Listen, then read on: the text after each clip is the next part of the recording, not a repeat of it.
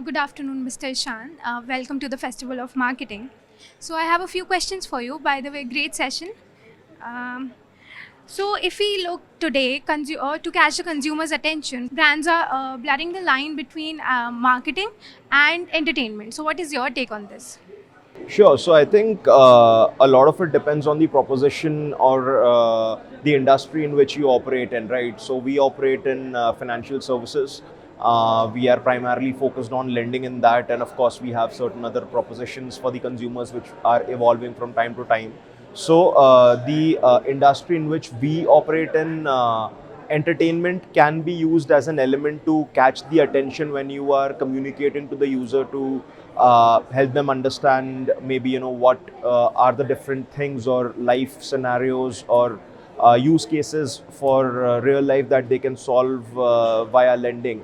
So with respect to communicating to the user, definitely entertainment might be an overrated word, but then we can use certain elements of engagement and communication when we are reaching out to the consumers with respect to the proposition.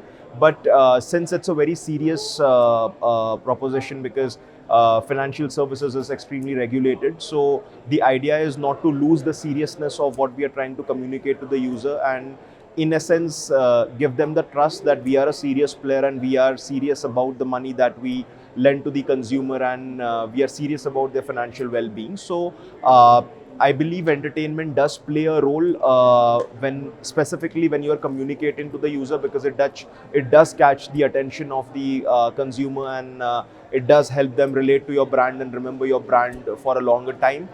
With respect to the actual usage of the brand and how it eventually plays a role with respect to their life cycle, I think it mostly depends on the industry or what your proposition is. In our proposition, I think the role of entertainment beyond purchase is fairly limited.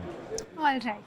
So, if I ask you, how do you balance short term performance marketing goals with long term brand building goals? What would you say? So, see, I wouldn't typically typecast performance marketing only as short term, and I mean, instead of just classifying performance as short term and brand as long term, I think we have our short term marketing goals and long term marketing goals, and both performance and brand have a role to play in both. Of course, to build brand takes a lot of time. To create that level of awareness and recall for a brand does take a lot of time and effort. A lot of integrated approach is required consistently over time and across channels.